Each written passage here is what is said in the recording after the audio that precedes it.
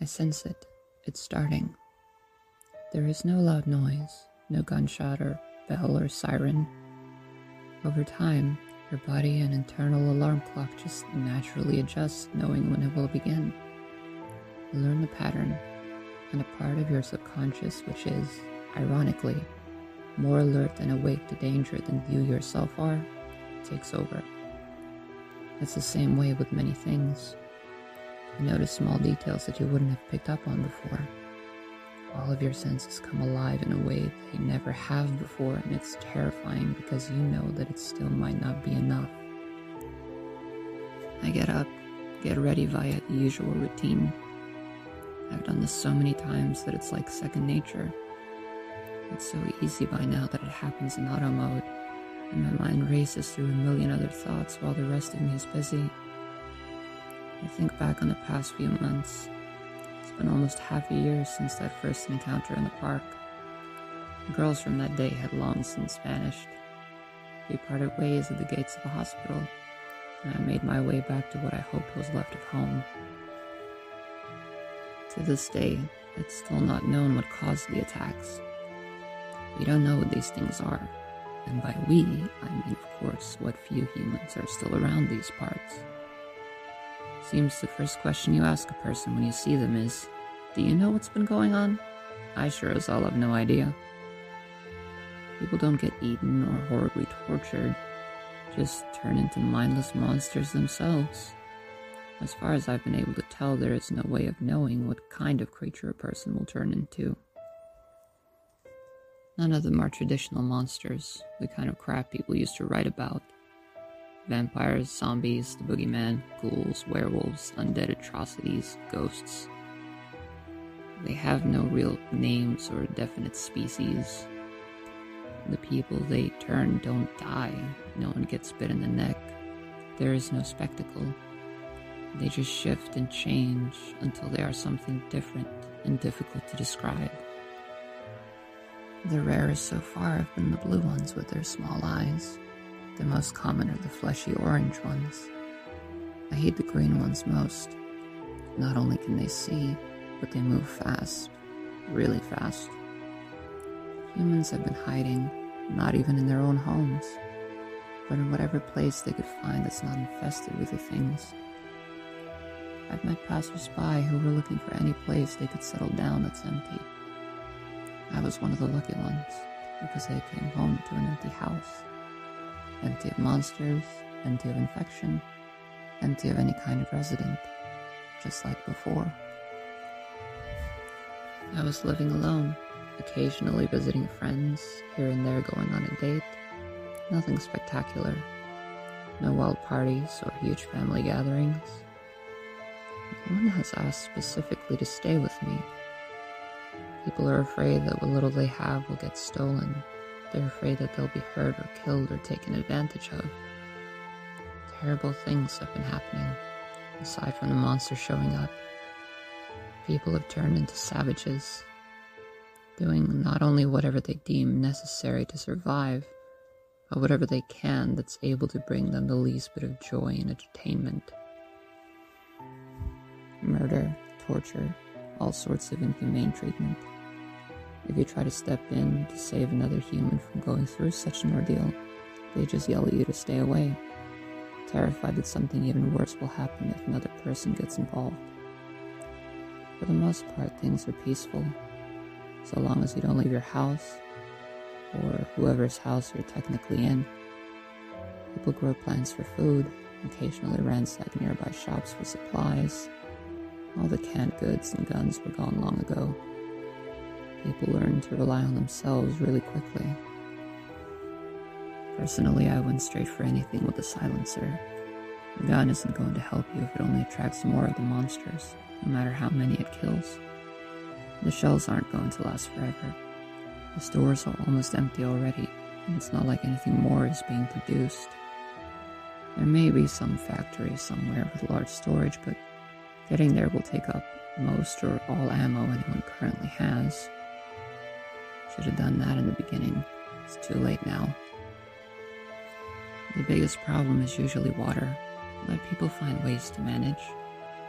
There is no electricity, And even when there was no signal anywhere. People panicked to try and call loved ones, reach out to the police, anyone who might be able to help, all to no avail. I tried to contact what few people there were for me to contact, but nothing worked. There were no broadcasts, no newspapers, no headlines. Everyone is just completely in the dark and left to speculate on what really happened, on what is still happening.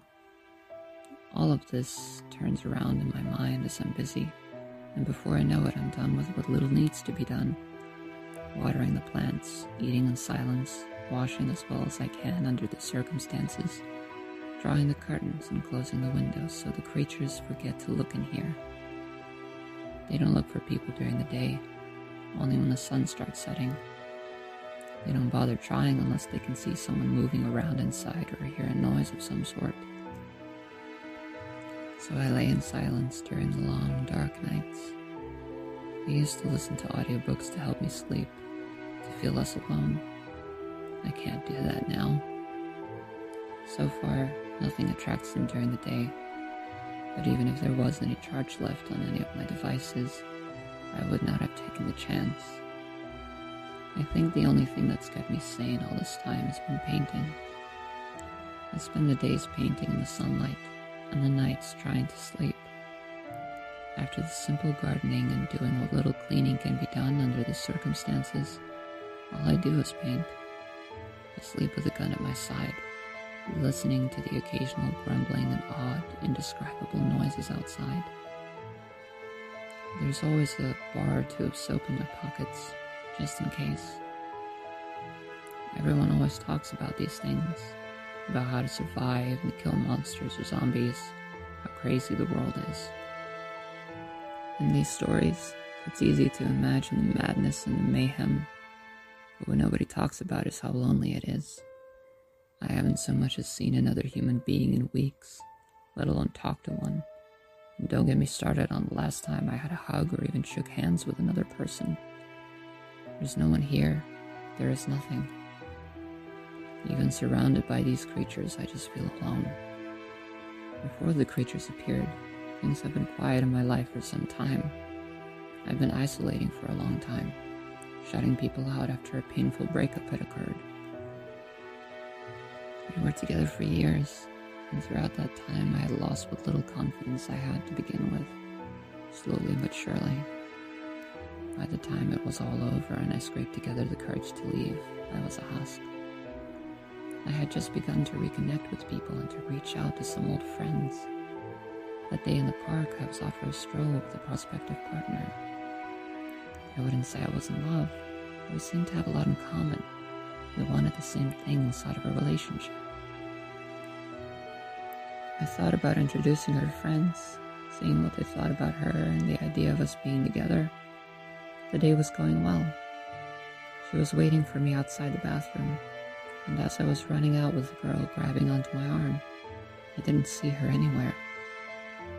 I did, however, recall later in horror that I had recognized those small, black eyes as having the same intangible emotion in them that I had encountered from my date. A sort of mixture of sadness and tranquility that I could not understand. When I first saw those eyes, I thought, I'd like to see what she looks like when she's really happy. The thought of growing old together, buying a house to live in, falling asleep in someone's arms and waking up next to the same person, all of those romantic ideas are long gone, replaced by a longing and pining for a world that may never be restored. I know that other people are suffering as well. Who wouldn't? We're all essentially locked in solitary confinement, close enough to shout at each other, but unable to communicate.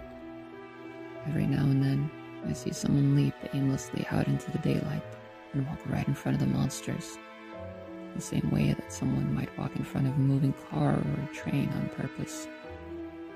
But it's not so much a form of suicide as it is a desperate desire to be part of something, anything, to not be alone. They would rather be mindless than feel that feeling of emptiness and abandonment, that feeling when you were small and crying and no one came for you. If it it happened only once. It's a feeling you never forget. It's a fear you never forget. We're all here now, all of us like children, with no big, strong adults to give us any answers. No one will come.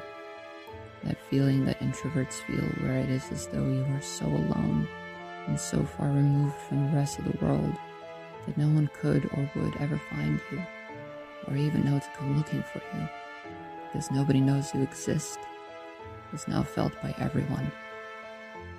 Everyone knows that same pain, that same fear. It's hilarious. Now that we're unable to so much as whisper to each other, we understand one another better than we ever have. There isn't anywhere that we can go that's better. There isn't any sort of place to camp to get a foothold, or heading to a spot that's safer. There have been a few brave souls who set out to try and find a better place, to see if there's anywhere in the world where none of these monsters reside. None of them have returned. It's been months. We're all stuck here, trapped in our own homes, unable and unwilling to leave. We won't run. Thank you for listening and watching. All links and references are in the description below.